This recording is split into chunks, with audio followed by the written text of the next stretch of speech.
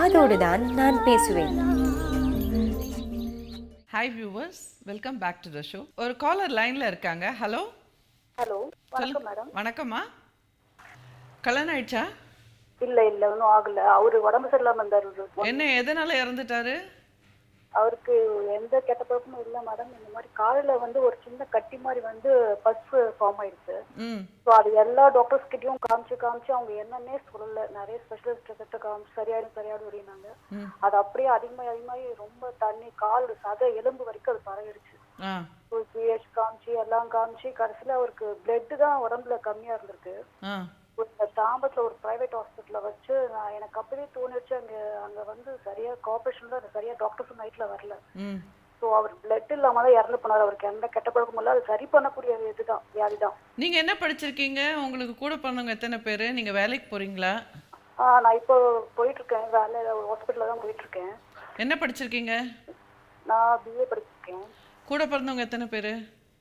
3 பேரு. அக்கா மேரிடு, 2 தங்கச்சிங்க. ஒரு தங்கச்சி லவ் மேரேஜ், இன்னொரு தங்கச்சியும் நானும் இப்போ வீட்டில் அம்மா கூட இருக்கோம். ஸோ எனக்கு அப்படியே மைண்ட். உங்க அப்பாக்கு எத்தனை வயசு அவர் இறந்து போகும்போது?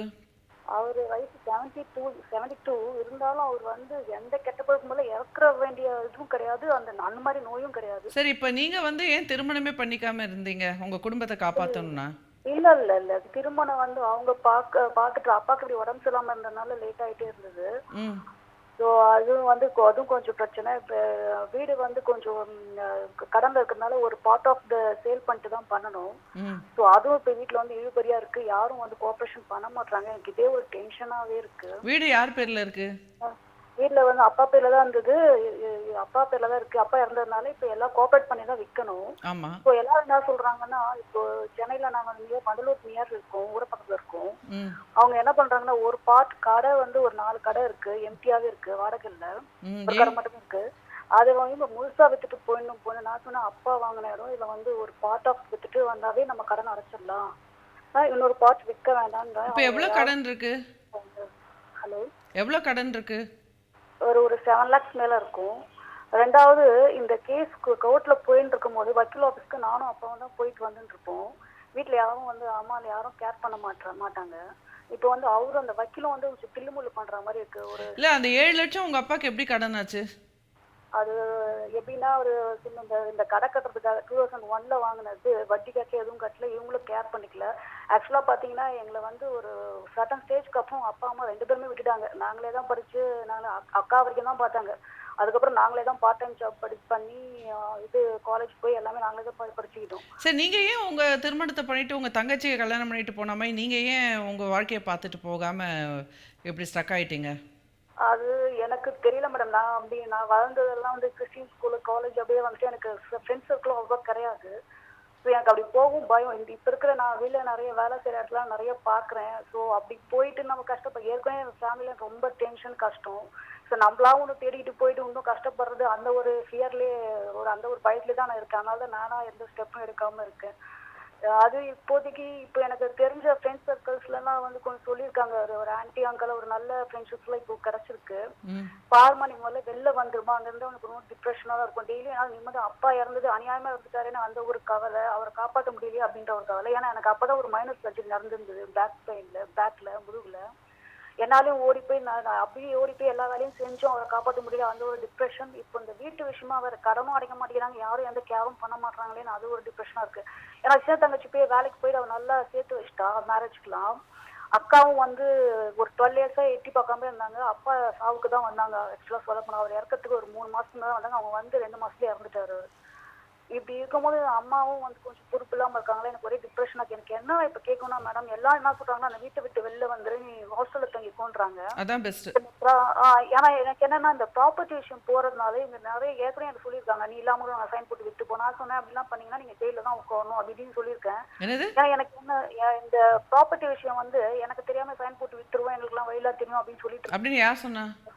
எங்க வீட்டுல எங்க அம்மா அப்படின்னா சொல்லிட்டு இருக்காங்க. ஏங்க, கடன் இருக்கும்போது அவங்க ப்ராப்பர்ட்டியை விற்று கடன் அடைச்சிட்டு உங்க அம்மா என்ன பண்ணணும் பண்ணிக்கிட்டுமே, நீங்க ஏன் அந்த ப்ராப்பர்ட்டி மேல அவ்வளோ கண்ணா இருக்கீங்க? ப்ராப்பர்ட்டி இல்லை மேடம், ப்ராப்பர்ட்டி விற்கட்டும். ப்ராப்பர்ட்டி வந்து கடை வரைக்கும் வித்தாவே கடன் அடைச்சிடலாம். இல்லை இதெல்லாம் எதுக்கு உங்களுக்கு என்னத்துக்குன்னு கேட்குறேன். இப்போ மற்ற சிஸ்டர்ஸ்லாம் அதை பற்றி ஏதாவது யோசிக்கிறாங்களா? அவங்க வாழ்க்கையை பார்த்துட்டு நான் போகிறாங்க. அப்பா வாங்க நேரமாச்சு. அது அப்பா வாங்கினது வந்து உங்கள் அம்மாவுக்கு தானேம்மா சொந்தம். உங்கள் அம்மா முடிவு எடுக்கணுமா?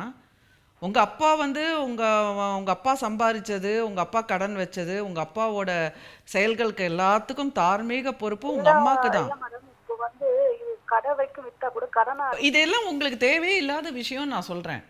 இப்போ நீங்கள் வந்து எவ்வளோ சம்பாதிக்கீங்க? நீங்கள் மாதம் எவ்வளோ சம்பாதிக்கிறீங்க? 16 வரும். 16,000. இப்போ உங்கள் அம்மா வந்து நீங்கள் விட்டு போகிறோம் அவங்களே முடிவு பண்ணிக்கிறேன்னு தானே சொல்கிறாங்க. ஆமா. அப்போ நீங்கள் விலகிடுங்க. நீங்கள் தான் தொல்லை கொடுக்குறீங்க. நீங்கள் தான் உங்கள் அம்மாவுக்கு டாமினேட் பண்ணுறீங்க. இல்லம்மா நான் எதுவுமே வாய் திறக்க மாட்டேன். இல்லை நீங்கள் ஹாஸ்டலுக்கு போயிருங்கம்மா. நீங்கள் ஹாஸ்டலுக்கு போயிட்டு உங்கள் 16,000 ரூபாயில் நீங்கள் வாழ்க்கையை நடத்துங்க. உங்களுக்கு நம்பிக்கை வந்து உங்களுக்கு பிடிச்சதுன்னா திருமணம் பண்ணிக்கங்க, இல்லாட்டினா கவுன்சிலிங்க்கு வாங்க. சரியா? அதை உங்கள் வாழ்க்கையை பற்றி நம்ம பேசிக்கலாம். இப்போ உங்கள் அம்மாவோட வாழ்க்கையில் நீங்கள் குறுக்கிடாதீங்க. உங்கள் அம்மாவுக்கு தான் பெரிய இழப்பு, அவங்க கணவரை இழந்தது. உங்கள் அம்மா தான் வந்து இல்ல மேம் அது அவங்களுக்கு கவலை கிடையாது. சரி, அதை பற்றி அவங்களுக்கு கவலை இல்லைனாலும் அது அவங்களோட விஷயமா. ஓகே. உங்களுக்கு என்ன வந்தது? உங்களுக்கு அப்பா மேலே கவலை இருந்ததுன்னா நீங்கள் போய் தனியாக ஹாஸ்டல் போய் உட்காந்து கவலைப்படுங்க. உங்களுக்கும் உங்கள் அம்மாவுக்கும் ஒத்து போகலைங்கிறதுனால நீங்கள் ரொம்ப சண்டை போட்டுட்ருக்கீங்க வீட்டில் உட்காந்துக்கிட்டு. நான் சண்டை போட மாட்டேன் மேம். ஆக்சுவலாக அவங்க என்ன ஸ்டார்டிங்ல என்னன்னா நான் இந்த வீட்டை விட்டு போயிடணும் தான் அவங்க நினைக்கிறாங்க. அது என்னன்னே தெரியல. எல்லாரும் அதான் அம்மா தானே அப்படின்னு கேட்குறாங்க. எல்லாரும் அதான் கேள்வி கேட்குறாங்க. நீங்கள் போனாதான் என்ன இல்லைம்மா. ஒன்று புரிஞ்சுக்குங்க. ஒரு வயசுக்கு அப்புறம் ஆணும் சரி பெண்ணும் சரி பெற்றோர்கள் தலை மேலே உட்காந்து இப்படி டாமினேட் பண்ணக்கூடாது. உங்கள் வீட்டுக்கு வந்து உங்கள் அம்மா தான் ஹெட்டு தவிர நீங்கள் ஹெட்டு கிடையாது. நீங்கள் அவங்க அப்படி ஹெட்டாக ஏற்றுக்கிட்டாங்கன்னா நீங்கள் ஹெட்டாக இருந்துக்கலாம். உங்களை வந்து அவங்க ஹெட்டாக நான் எதுன்னு சொல்ல வரல. அவங்க எது செஞ்சாலும் டிஸ்கஸ் நான் கூட சொல்லியிருக்கேன். எது பண்ணாலும் நானும் அவங்களுக்கு பொண்ணு தானே. இவங்க எனக்கு தெரியாமையே போயிட்டு பில்டர்ஸை பார்க்குறாங்க. என்கிட்ட எதுவுமே சொல்ல மாட்டாங்க. அதான் எனக்கு கவலையா இருக்கு. மற்றவங்க கிட்டே தானே சொல்கிறது இல்லை. நான் வந்து கையெழுத்து மட்டும் போடணுமா? என்கிட்ட எதுவும் சொல்ல மாட்டாங்களா? ஆக்சுவலி அக்கா தங்கச்சி அம்மா 3 பேர் எனக்கு தெரியாம போய் பார்க்குறாங்க பேசுறாங்க. கட்சி நேரத்தில் மட்டும் கையெழுத்து மட்டும் நான் போடணுமா? எதுவும் கேட்கக்கூடாது. என்கிட்ட எதுவும் சொல்ல மாட்டாங்களா? இது நானும் ஒரு பார்ட் ஆஃப் தி மெம்பர் தானே இந்த இதில். அதுதான் நான் கேட்குறேன். நான் வேற எதுவும் கேட்கல. அவங்க என்ன வேணா பண்ணிக்கிட்டு தான் கேட்குறேன். ஏதோ சம்திங் ராங்மா. உங்களோட உறவு சிக்கல் ஏதோ இருக்குது. ஓகே, இந்த 5-6 நிமிஷத்தில் எனக்கு சரியாக புரிப்பட மாட்டேங்குது. ஸோ நீங்கள் வந்து உங்களுக்கு மதிப்பில்லாத ஒரு இடத்துல, உங்களுக்கு வந்து இம்பார்ட்டன்ஸ் கொடுக்காத ஒரு இடத்துல நீங்கள் உட்காந்து போராடக்கூடாது. நீங்கள் பெரிய you are a old woman, you are a woman, you are not a child.